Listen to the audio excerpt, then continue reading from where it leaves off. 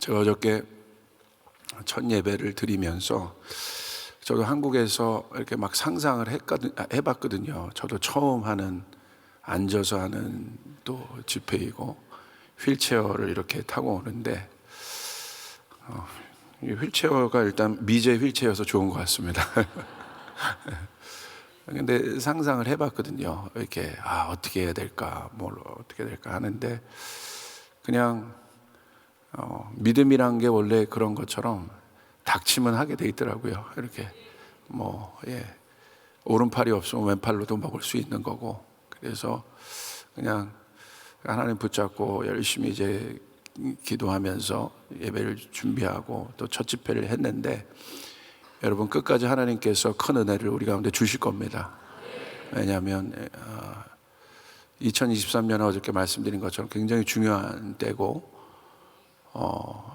새로운 스타트 앞에 교회와 성도들, 마지막 때 마지막 경주를 뛸 교회와 성도들 하나님께서 구별하여서 찾고 계시는, 그리고 그 항상 은혜 아닌 교회가 그러신 것처럼 여러분이 선두에 서 있으시다는 거죠. 그게 굉장히 중요합니다. 선두에 서 있는 것, 개척자의 위치에 서 있는 것.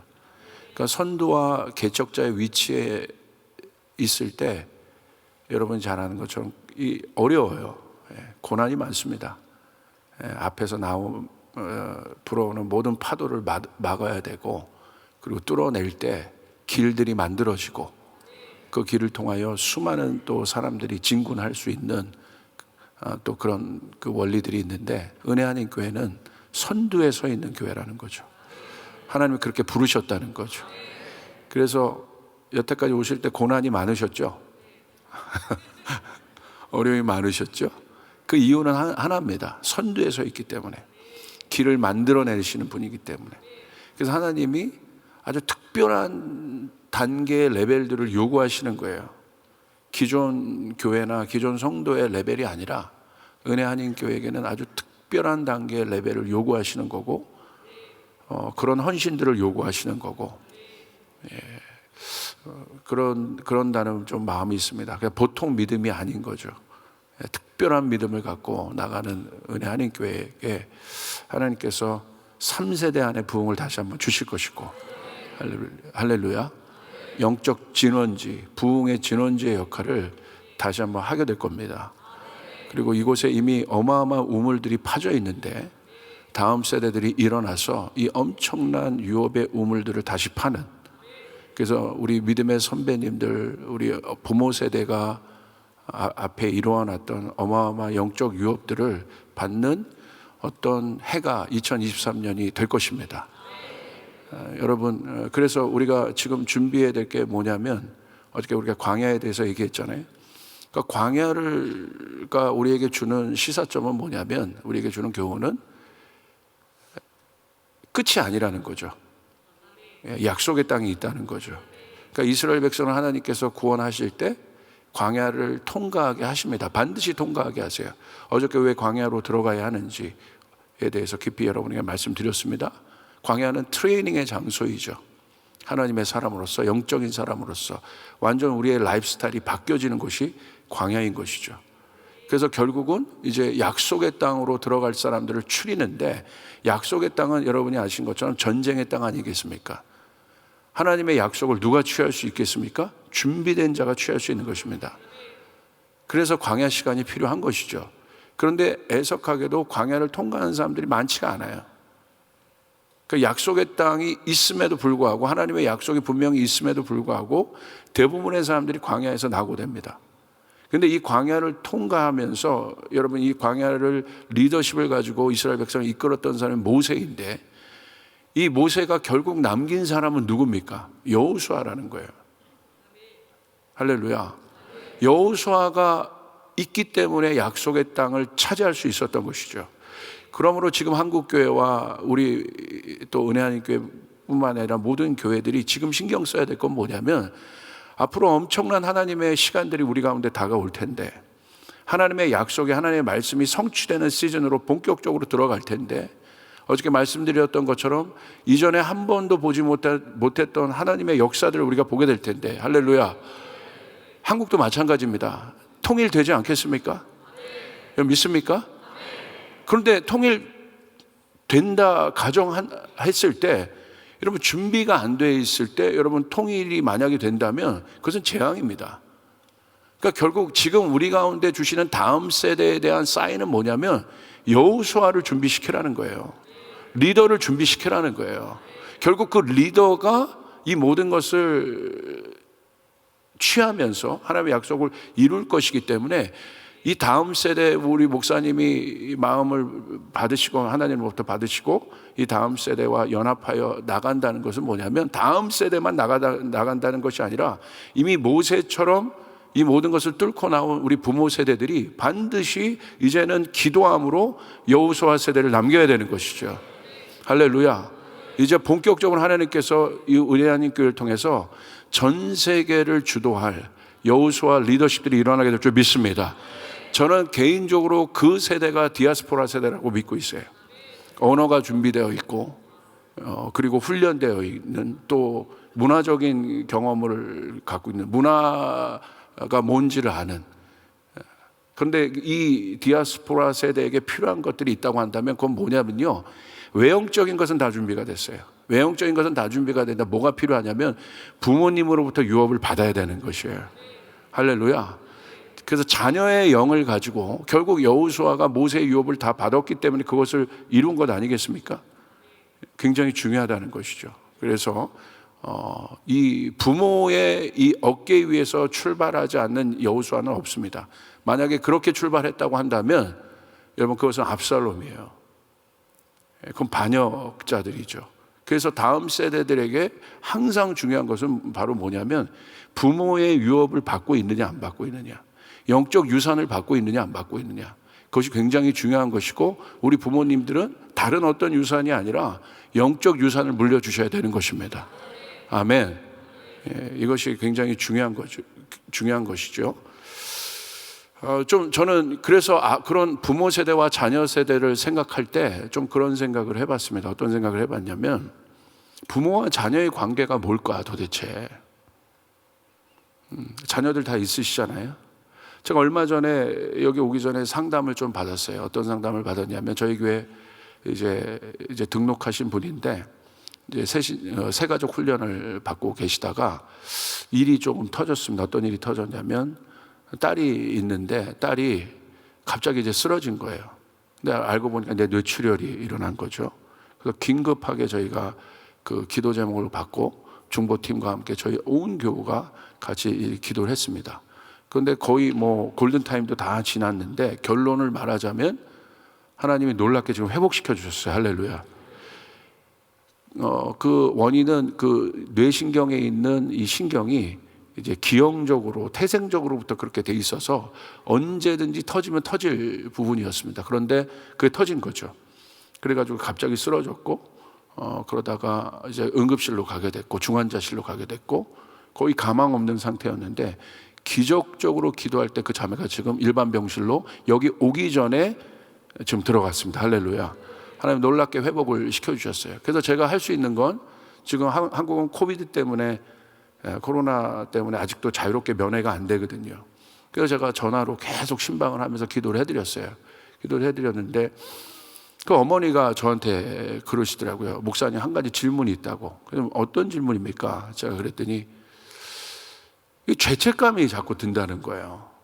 그게 무슨 죄책감이세요? 그랬더니 지금 자녀가 저렇게 아파 누워있는 것이 꼭 자기 문제, 자기 때문에 저렇게 된 것 같다. 그래서 목사님 이 죄책감이 자꾸 드는데 이 마음이 어떤 마음인가요? 그래서 제가 말씀드렸죠. 그리스도 안에서는 결코 정죄함이 없습니다. 죄책감이 드는 것은 하나님이 주시는 마음들은 아닌 것이죠. 그런데 곰곰이 생각해 보면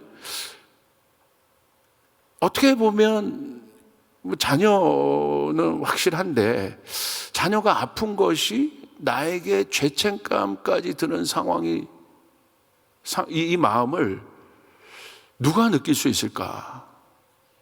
그러니까 자녀가 고통당한 것을 보며 저 고통이 나 때문에 그런 것 같다라는 이 마음을, 전 세계 많은 관계가 있는데 부부 관계도 있고 여러 관계가 있잖아요. 그 속에서 이런 마음을 누가 느낄 수 있을까? 이게 바로 부모라는 거예요. 그래서 제가 그 마음을 들을 때 참 놀라운 거예요. 우리가 남남이 만났을 때 그런 마음이 들겠습니까? 하나님께서 부모와 자녀로 우리들을 만나게 하셨는데 이 관계가 어떤 관계냐는 거죠.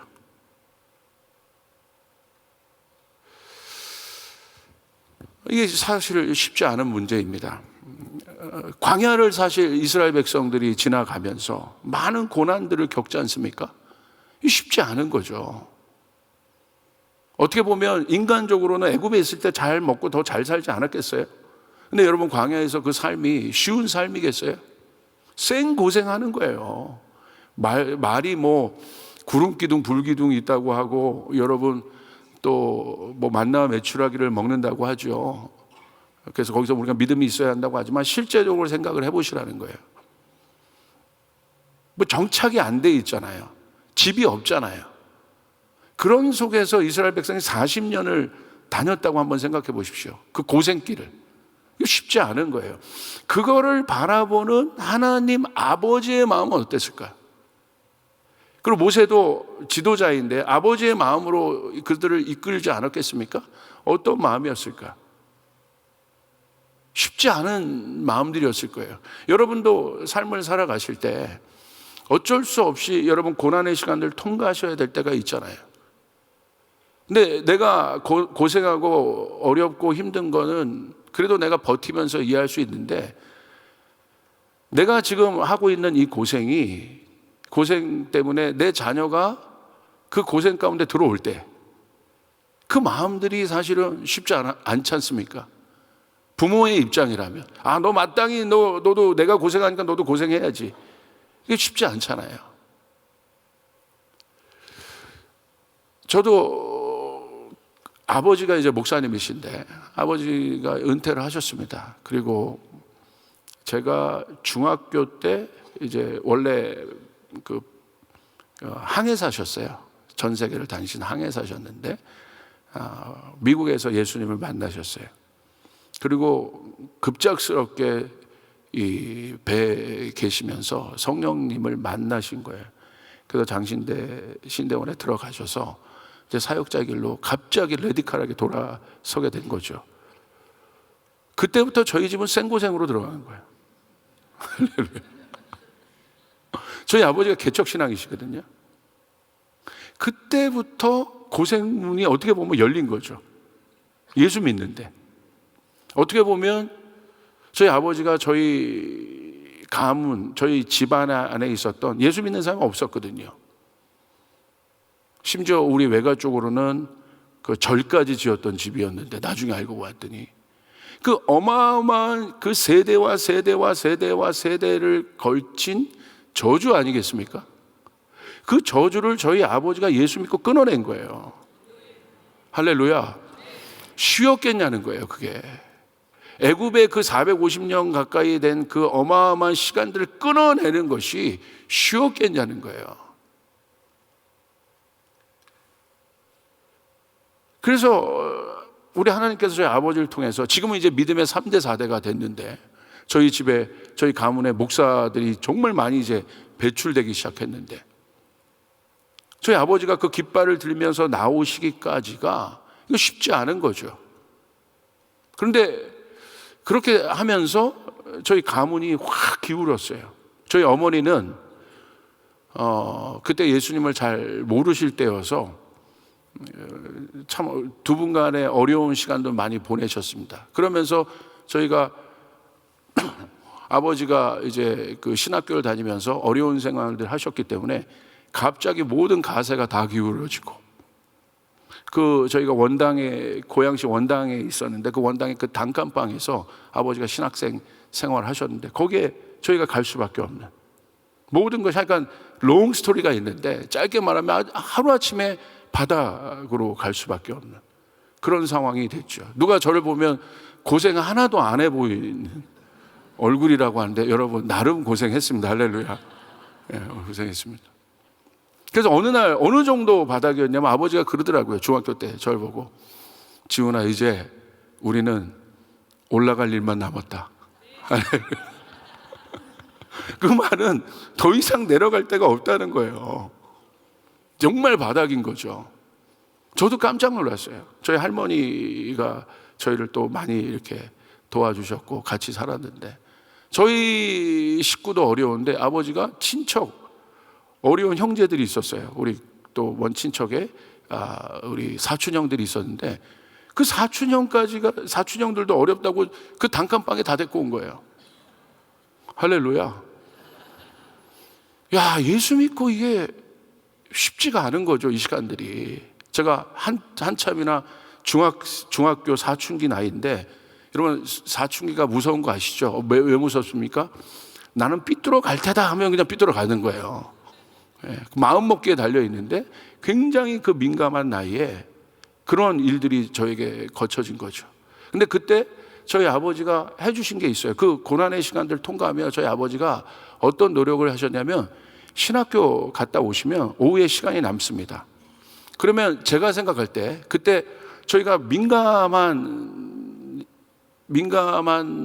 사춘기인 저를 좀 이렇게 좀 고민하셨던 것 같아요. 제 동생도 있고 갑자기 모든 환경이 바뀌니까. 그래서 그때 이제 신학교 갔다 오면 어떤 일과가 있었냐면, 그 원당에 저기 좀 한 1-2km 가면 약수터가 있었는데, 그 약수터까지 매일마다 저랑 산책을 하셨어요.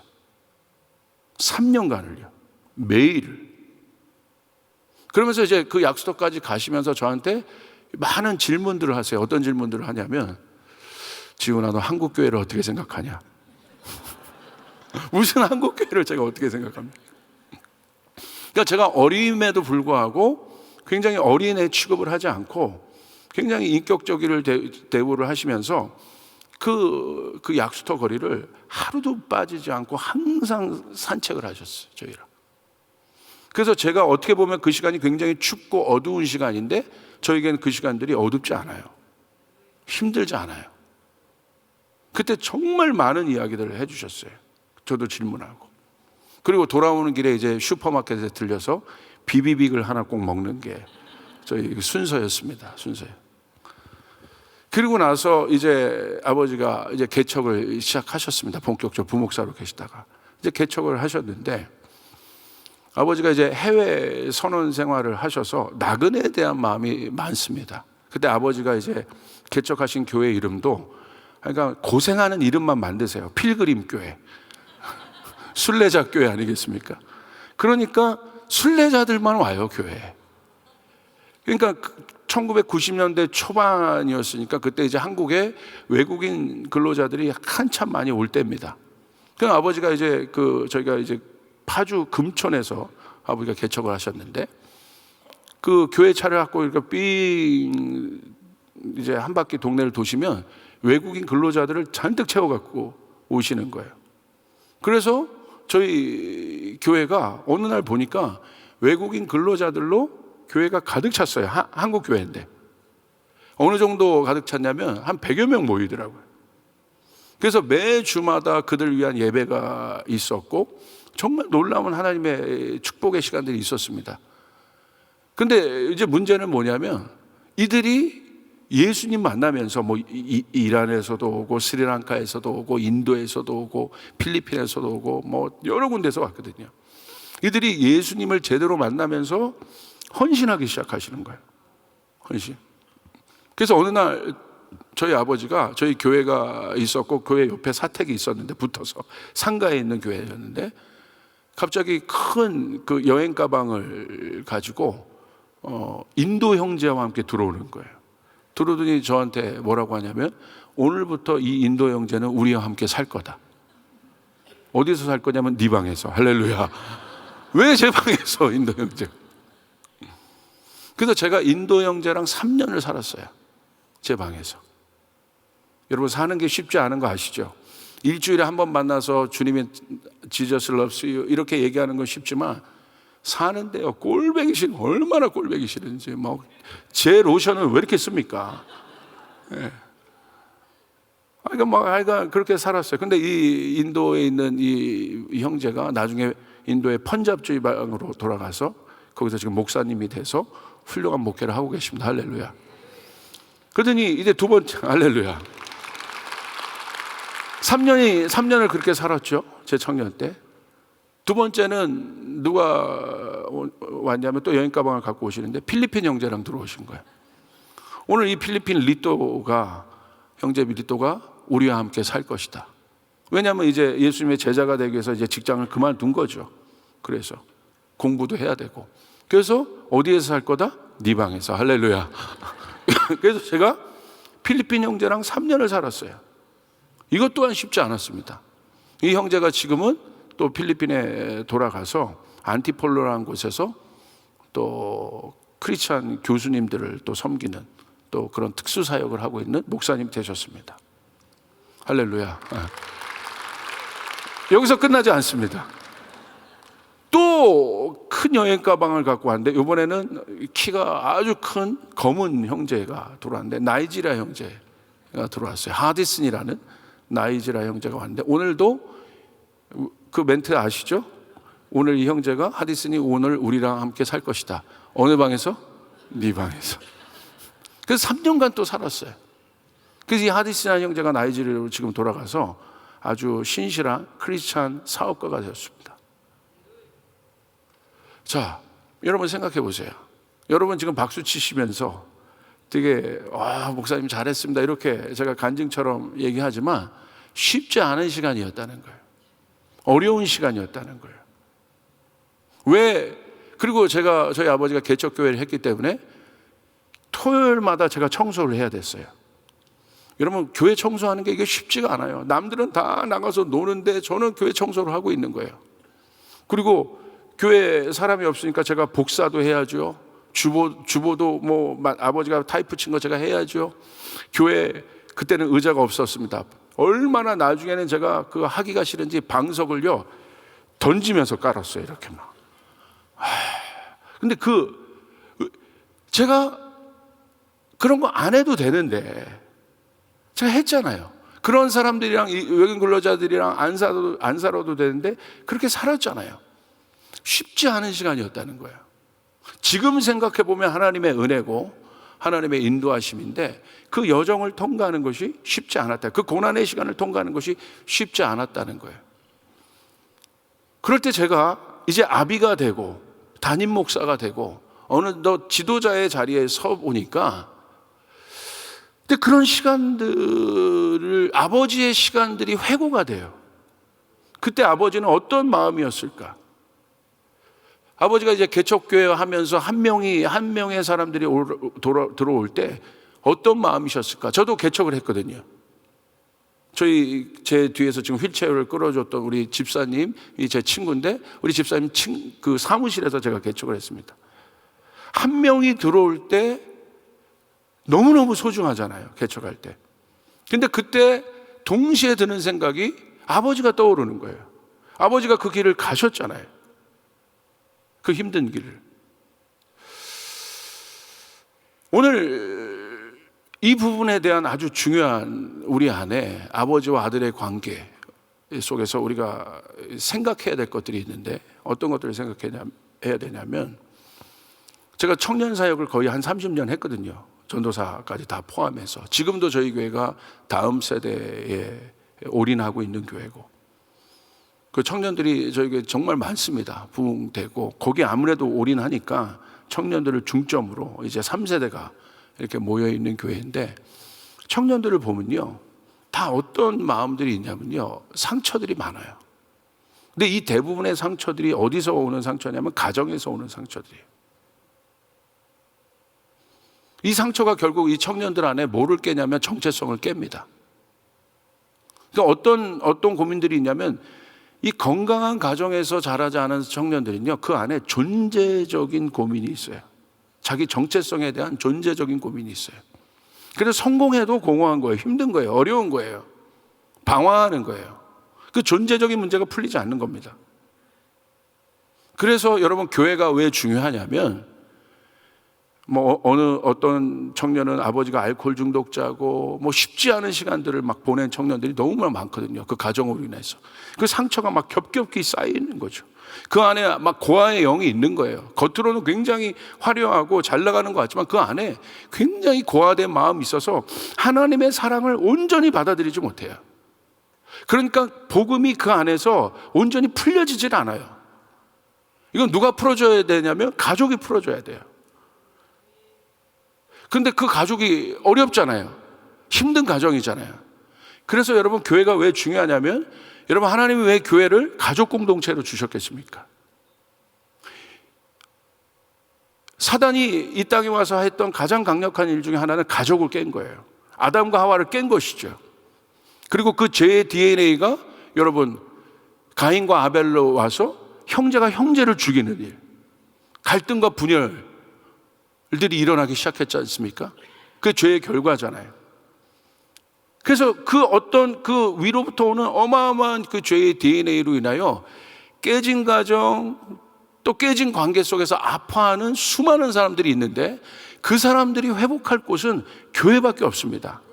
영적인 가족밖에 없습니다. 영적인 아버지를 만나야 돼요.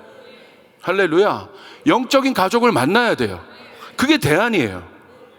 이것이 교회가 할 일, 교회가 다음 세대들을 위해서 준비해야 될 아주 중요한 거예요. 왜 하나님께서 하나됨을 우리 가운데 계속해서 강조하시겠어요?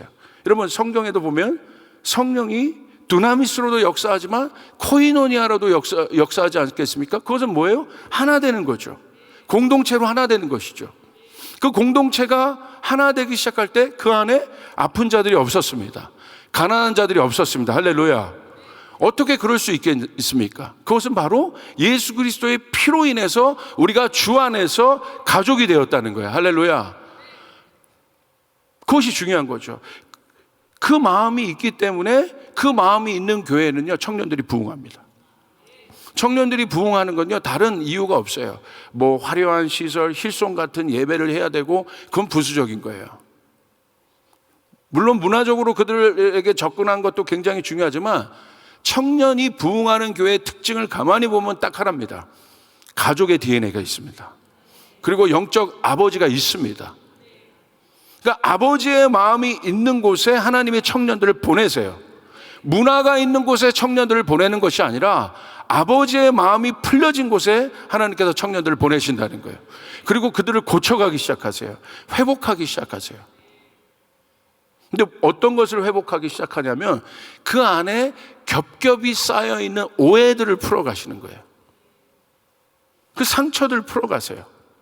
그게 바로 오늘 여러분 비슷한 그 장면이 있는데, 창세기 22장 5절부터 9절에 아까 여러분이 읽었던 아브라함의 스토리죠.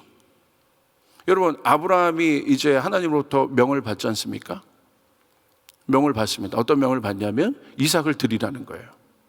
쉽지 않은 거예요. 어떻게 보면 아브라함에게 있어서는 어마어마한 믿음의 시험이고, 우리는 결과를 아니까 우리가 편하게 볼 수 있지만, 여러분에게 만약에 실제로 그런 일이 있다고 생각해 보십시오. 부모 마음에서 한번 생각해 보세요. 내가 죽는 건 상관없어요. 내가 순교하는 건 상관없어요. 내가 고생하는 건 상관없어요. 아니, 상관이 있나요? 그렇죠? 그런 마음으로 달려왔지 않습니까? 그런데 오늘 하나님이 거기다 누구를 껴요? 이삭을 낀다는 거예요, 지금. 오늘 아브라함이 겪어야 될 이 어마어마한 시험의 구간을 이삭이 함께 통과하고 있는 것입니다. 그런데 여러분, 거기서 이제 말씀을 쭉 읽다 보면 6절에 보시면 이런 말씀이 있습니다. 아브라함이 이에 번제 나무를 가져다가 그의 아들 이삭에게 지우고 자기는 불과 칼을 손에 들고 두 사람이 동행하더니. 자, 두 사람이 동행합니다. 성경은 두 사람이 동행한다고 봐요. 처음에는 하인들과 같이 갔다가 나중에는 아버지와 아들 둘만 동행하기 시작하죠. 근데 이 동행이 어떤 동행이에요? 쉽지 않은 동행인 거예요. 아들을 죽여야 하는 동행인 것이죠. 어떤 부모가, 어떤 가족이 이런 동행을 하기를 원하겠습니까? 근데 하나님이 그 구간을 두신 거예요. 바로 이스라엘 백성들이 출애굽해서 홍해를 건너서 바로 가나안으로 들어가면 좋겠는데 여러분 그러지 않는다는 거예요. 하나님이 광야라는 구간을 두신다는 거예요. 어려움의 구간을 두신다는 거예요. 터널의 인생의 터널을 두신다는 거예요. 아브라함에게 있어서 절대절명의 아브라함이 통과해야 될 믿음의 어떻게 보면 믿음의 테스팅의 구간인데 어려운 구간 아니겠습니까? 근데 여러분 아들 입장에서도 한번 생각해 보세요. 이삭에게도 쉽지 않은 거예요. 그 구간이. 이삭이 뭐 하나님 음성 들었습니까? 아브라함이 들은 거예요. 오늘 이삭의 동행은 누구 때문에 한 거예요? 이삭도 하나님의 음성을 들어서 동행했다면 우리가 좀 이해할 수 있겠지만 그저 아버지가 가자고 하니까 간 거예요. 그러니까 사실 이삭의 믿음이 어마어마한 거죠. 저도 제가 원했던 삶의 구간이 아니었어요. 외국인 근로자랑 사는 것, 그 다음에 여러분 교회 청소하고 또 어려운 구간들, 예수님 때문에 그 구간들을 지나는 것이 저희 아버지가 헌신하고 아버지가 개척해서 맞았던 하나님 앞에 섰던 엄청난 믿음의 연단의 구간이었는데 그 구간 안에 제가 그냥 들어가 있었던 거예요. 그러니까 그 속에서 많은 질문들을 하게 돼요. 수많은 질문들을 하게 돼요. 하나님, 왜 이 시간들 내가 통과해야 됩니까? 왜 이 어려운 시간을 통과해야 됩니까? 우리 아버지가 예수 믿고 헌신한 거 내가 이해하게 되는데 내가 왜 아버지의 헌신 가운데 그 희생 가운데 내가 들어가야겠습니까? 수많은 질문들이 제 안에 떠오르더라고요. 오늘 이삭도 그 질문을 하는 거예요. 7절에 보시면 이렇게 얘기합니다.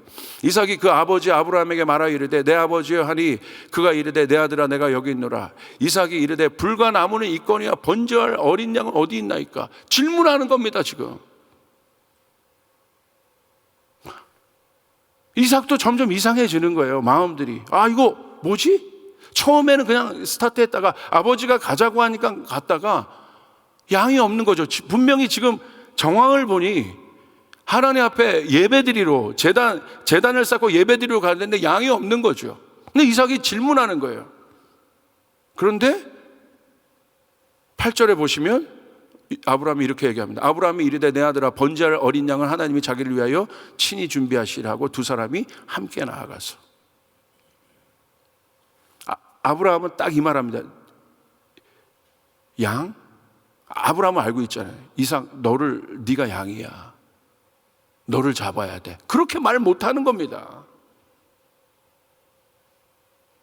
그렇게 말하면 돼요. 그게 팩트고 하나님의 음성이에요. 그런데 아브라함이 그렇게 말할 수가 없는 거예요. 분명히 이삭은 질문했잖아요. 아마 여러분의 자녀도 여러분에게 그런 질문을 할 수 있어요. 왜 이런 고난을 겪어야 되죠? 왜 이런 어려움을 겪어야 되죠? 또 희생해야 됩니까? 엄마 아빠 그렇게 열심히 기도하고 예배 드리면서 뭔가 더 나아지는 상황은 있는 것 같지는 않고 더 어려움과 고난들이 많아지는 것 같은데, 물론 하나님의 돌파도 있겠지만 자녀들 안에 그 질문들이 있는 겁니다. 여러분이 희생한 그 희생 안에 하나님의 음성을 듣고 우리 믿음의 아버지들이 개척신앙들이 그래서 어려운 거잖아요. 그렇게 개척하면서 어마어마한 대가지불과 희생을 하며 이렇게 다가오는데 그 안에 여러분의 자녀도 있었다는 거예요. 그 자녀들 안에는 그 질문들이 있는 거예요. 제가 특별히 그래서 MK, PK 강사를 많이 하는데 MK, PK들 마음 안에 다 그 마음들이 있습니다. 아버지를 존경하고 이것이 하나님의 뜻인지도 아는데 결국 이삭처럼 자기 자녀를 하나님 앞에 드려야 될 수밖에 없는 그 실제적인 질문 앞에 그들이 서게 됩니다. 그런데 여러분 보세요. 그 다음부터 말이 없어요. 둘이 아브라함과 이삭이 설명하지 않아요. 그냥 침묵으로 걸어갈 뿐입니다. 여러분 그런데 아십니까? 뭐라고 설명할 수 있겠습니까? 아버지가 야, 너 죽어야 된대. 그게 설명으로 되겠습니까? 우리가 이렇게 하는 거 그래야 된대. 고난을 어떻게 설명해요? 설명할 수가 없는 거예요. 그냥 아버지의 마음은 어떤 마음이 있냐면 분명히 하나님을 신뢰하기 때문에 아브라함이. 그런데 이삭을 죽여야 되잖아요. 그러니까 이건 설명할 수가 없는 상황이란 말입니다. 설명할 수 없는 침묵의 구간을 지나야 돼요. 하나님이 우리 가운데 설명하시지 않는 구간을 두실 때가 있어요. 여러분이 뭔가를 통과하실 때 믿음의 연단 뒤에 어마어마한 일들이 있다는 건 여러분 아시죠? 할렐루야. 근데 하나님이 때로는 여러분 침묵의 구간을 두십니다. 하나님 앞에 막 그때 질문해요. 하나님 설명하지 않으세요. 왜? 내가 희생해야 되는 구간이기 때문에. 어떤 아버지가 자녀에게 네가 이 부분은 마땅히 희생해야 돼, 어떻게 설명할 수 있겠습니까? 그런데 반드시 통과해야 되는 구간이에요. 설명 못합니다. 침묵으로 갈 뿐입니다. 때로는 제가 목회할 때 그럴 때가 있어요. 교인들에게 다 설명하고 싶을 때가 있어요. 그런데 하나님과 저만 아는 비밀들이 있어요. 제가 지도자로서 걸어가야 될 구간들이 있어요. 설명을 못할 때가 있습니다. 일일이 하나하나 다 이해하고, 또 요즘 MZ세대들이 얼마나 이해를 좋아합니까? 다 설명하고 싶은데 설명 못할 때가 있어요. 우리의 모두의 희생이 들어갈 수밖에 없는 구간이 예측될 때가 있어요. 어떻게 설명합니까? 그때 누가 고마운지 아세요? 물어보지 않는 자녀가 고마워요. 아빠 왜 그래야 돼요? 목사님 왜 그렇게 가야 돼요? 물론 그런 질문들이 있을 수 있겠지만, 이삭도 그런 질문들을 할 수 있겠지만 일단 가봐야 아는 거거든요.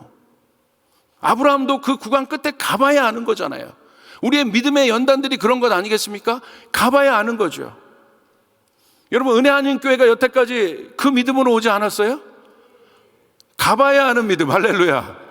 여기에 이렇게 아름다운 성전이 있지만 이 성전을 여러분 또 하나님이 주시기까지 단일교회로 세계에서 가장 많은 선교사를 보낸 그런 레코드가 있는 하나님의 어마어마한 성령의 권능이 나타난 이 교회가 뚫어온 이 많은 역사들, 많은 희생들, 그거를 어떻게 설명할 수 있겠습니까?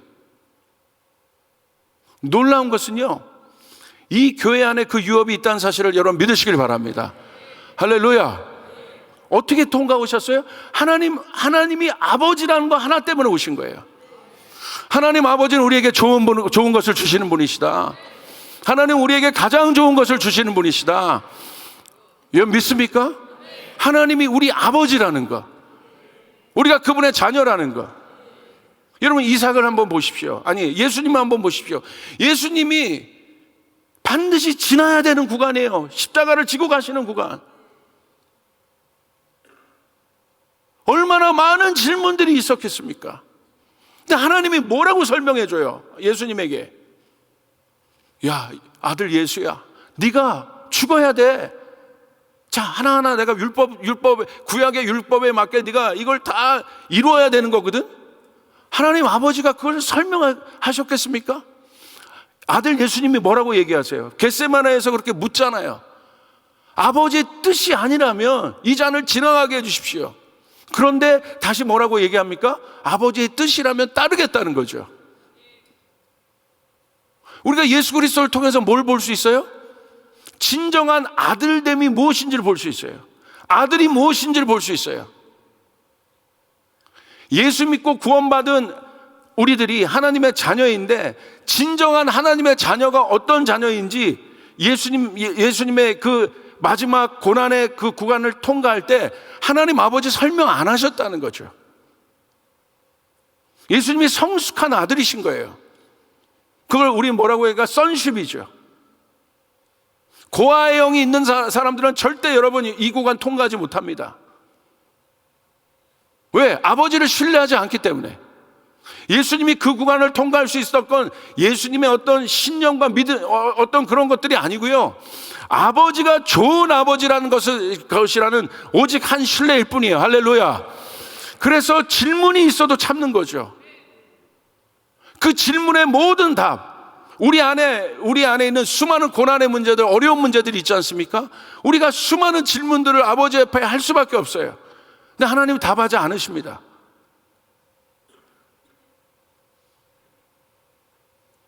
그냥 기다리실 뿐이에요. 뭘 기다려요?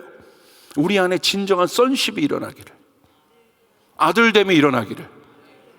그래서 이해돼서 가는 것이 아니라 아버지를 신뢰함으로 가는 것. 할렐루야. 예수님이 그 구간을 어떻게 통과하셨냐는 거예요. 그 침묵의 구간을 하나님도 침묵하시고 아들 예수님도 침묵하시고 아버지 아브라함도 침묵하고 아들 이삭도 침묵하고. 근데 이삭이 그 구간을 통과할 수 있었던 건 그 안에, 이삭은 예수 그리스도의 모델 아니겠습니까? sonship이 있었던 거예요. 아들됨이 있었던 거예요. 저도 교회에서요, 누가 제일 고맙냐면요, 아까 말했지만 그런 sonship을 갖고 있는 교인들이 일어날 때 감사해요. 수많은 질문들이 있지만 때로는 말할 수 없는, 설명할 수 없는 구간들을 지납니다. 개척자들은. 은혜 아닌 교회 같은, 또 저희 교회도 이 개척의 정신이 있는 교회인데, 이런 교회들은요 수많은 역경들을 통과해야 돼요. 고난들을 통과해야 돼요. 그래서 하나님이 이런 교회 가운데 주시는 특별한 은혜는 뭐냐면 아버지와 자녀됨과 가족 공동체의 코인연회를 주십니다. 할렐루야. 이 마지막 때를 통과할 수 있는 힘은 그거밖에 없어요. 수많은 이 어려움, 불신, 깨어짐, 나뉘어짐, 분열, 갈등, 이 모든 사회가 앞으로 이제 그렇게 재편되고 있어요. 미래 시대를 어저께도 말씀드렸지만 혼자 시대라고 하지 않습니까? 많은 사람들이 고독사하고 있고 외로워하고 있어요. 힘들어하고 있어요. 자녀들도 마찬가지입니다. 한국 자녀들은요, 청년들은 지금 어마어마한 위기 가운데 봉착되어 있어요. 막 영끌해가지고 막 아파트 사고 코인 사고 했는데 그게 다 무너졌거든요. 자살하는 청년들이 엄청나게 많습니다. 이 어마어마하게 죽어가는 그 대표적인 사건이 이태원 사건 아니겠습니까? 그러니까 그 마음의 공허함을 달래기 위해서 약 먹는 거예요. 그 사단이 그걸 아는 거죠. 분리시키는 거예요. 가족으로부터 분리시키는 겁니다. 교회로부터 분리시키는 것입니다. 그래서 지옥의 문을 연 겁니다.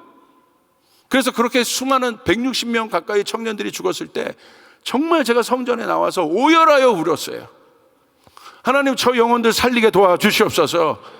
그 안에 있는 존재적인 고민들, 그 안에 해결되지 않는 그 인생에 풀리지 않는 고민들, 이걸 풀어줄 수 있는 것은 아버지밖에 없습니다. 할렐루야. 그래서 이삭이 결국 그 구간들을 통과하지 않습니까? 그럴 때 여러분 어떤 은혜를 입습니까? 창세기 22장 12절 14절을 보십시오.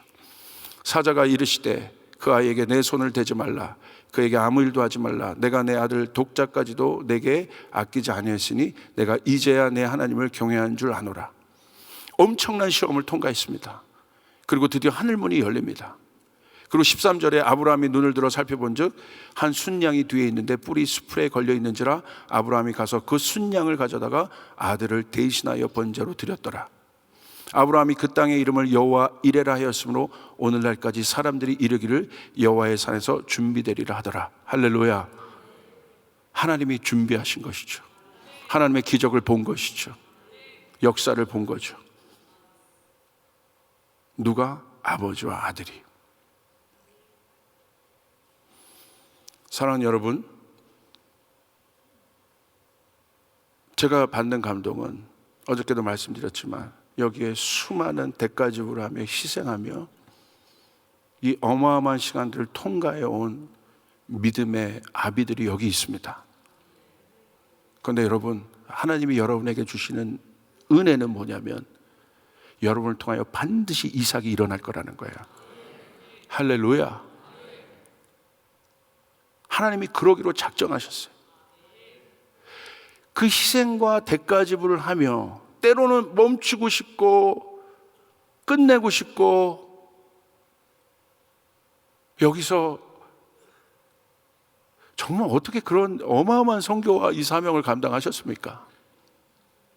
할렐루야.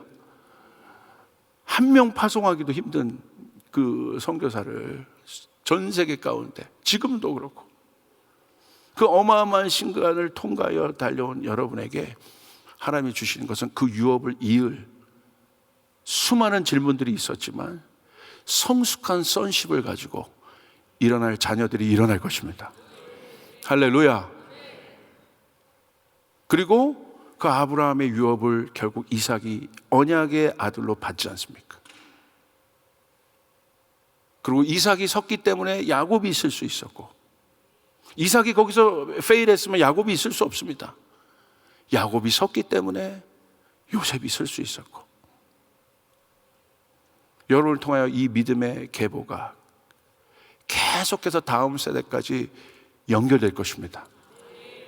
여러분 믿습니까? 할렐루야. 오늘 그 마음으로 이곳에 나오신 분들 하늘의 위로를 받으시길 바랍니다. 하늘의 격려를 받으시길 바랍니다.